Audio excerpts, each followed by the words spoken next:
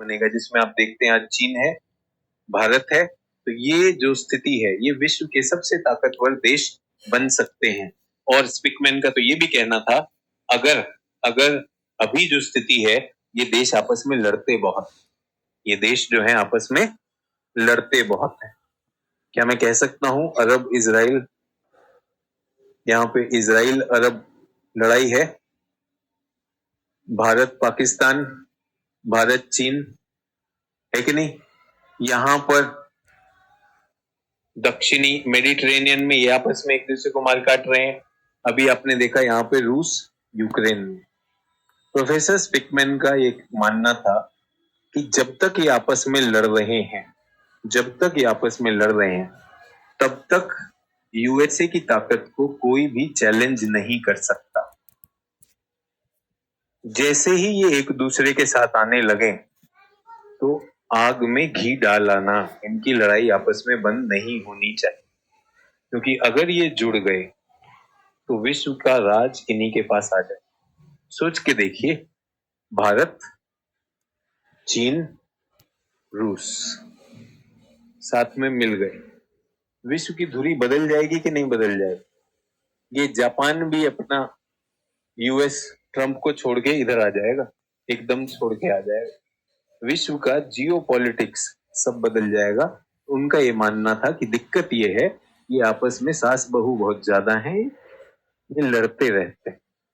तो यूएस की एक नीति है, नीति आप सोचिए, होने को तो डोनाल्ड ट्रंप दोस्त हैं, लेकिन मिसाइल किसे दे रहा है? पाकिस्तान। अभी साल भर पहले उसके चुनाव जिताने के लिए यहाँ हवन कर रहे थे कि नहीं कर रहे थे? अब जो है वो पाकिस्तान के साथ खड़ा है। क्यों खड़ा है? एक ही तरफ से बोलता है कि देश बहुत अच्छा है, लेकिन हमें काट रहा है।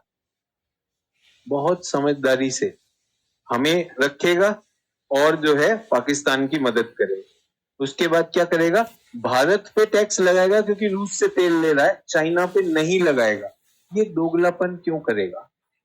ये इनकी विदेश नीति की बड़ी अच्छी सोची समझी नीति है। ये मत सोचिए कि किसी राष्ट्रपति, यूएस के राष्ट्रपति ने किया है। ये बुद्धिजीवियों ने कहा है कि ये पहले ही बना हुआ है। इसमें अगर एक हो गए, ये जब तक अरब राष्ट्र आपस में एक दूसरे से लड़ते रहेंगे, इनकी बंदरबाट होती रहेगी। आप इनका सारा तेल दोहन कर लीजिए, है कि नहीं? मरने वाले कौन? गाजा के लोग। गाजा में प्लाजा कौन बनाएगा? चाचा डोनाल्ड बनाएगा कि नहीं बनाएगा? इनको लूट कर फायदा उठाना। अगर जैसे ही ये देश आगे बढ़ने लगे, किस चीज में आगे बढ़ रहा है भारत? सेवा क्षेत्र में। ओहो, ये तो आईटी में जा रहा है। एक काम कर, इसका वीजा बंद कर, वीजा बंद कर। अरे ये ना दवाई बनाता है, जितना भी फार्मास्यूटिकल है, 100% टैरिफ लगाओ और इनकी दवाई में जहर भी बता दो। बहुत बड़ी बात है कि जो हमारी दवाइयों में, कफ सिरप में हुआ है। भारत ने बहुत बहुत ज्यादा मेहनत करके ये इज्जत कमाई है विश्व की फार्मेसी वाली। इसमें कोई सरकार जिम्मेदार नहीं है, भारत के लोग, भारत की कंपनियों का काम है ये कि दुनिया में सोचिए, दवाई जो है, दवा सिर्फ विश्वास पे चलती है, और भारत की दवा विश्वास पे चलती है। मान लीजिए उसमें एक भी पंक्चर हो गया तो सरकार को पूरा हाथ पैर धोकर लग जाना चाहिए कि ये जो भारत की दवाई है, इस पर कोई नाम नहीं आना चाहिए। इसमें मैं देशभक्ति की बात नहीं कर रहा हूं, मैं आपको बोल रहा हूं जैसे हम मजाक उड़ाते हैं ना, चाइनीज लाइट है दिवाली पे, बस इतना ही चलेगी एक बार के लिए। तो भारत की दवाइयों को बहुत गुणवत्ता से माना जाता है। ये दशकों का काम किया है हमारी कंपनी ने। इन्हीं दोनों चीजों में भारत जो है बड़ी चीज है। पूरे के पूरे अफ्रीका की दवाइयों को भारत दे सकता है, दक्षिण अमेरिका को, सबको, विश्व में सब जगह सस्ती दवाइयां पहुंचा सकता है।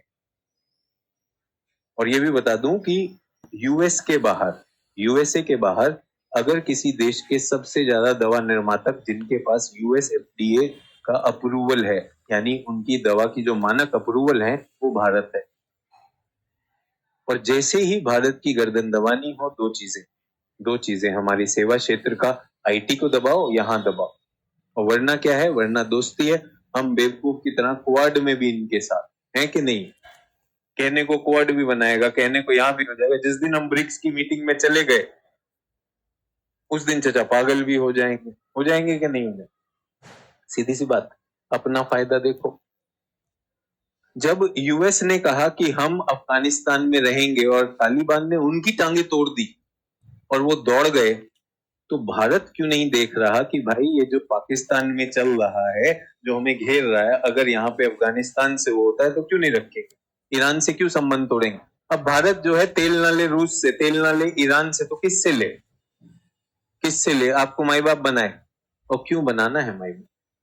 क्यों बनाना है माई बाप? सबसे बड़ी बात। तो ये है भारत की उपमहाद्वीप की ताकत, जो हमेशा रही है। और मैं इसमें फिर से बता देना चाहता हूँ, भारत की जो सांस्कृतिक ताकत है, ये जो 56 इंच का सीना भारत रखता है, इसके पीछे हमारे देश के निर्माता भी रहे हैं, जिसमें विशेषकर अंदर मानो ना मानो देश में, बाहर महात्मा गांधी बहुत बड़ा नाम है। दुनिया में अगर आप जाते हैं, बोलता है आप महात्मा गांधी के देश से हो, ये बहुत बड़ा नाम है।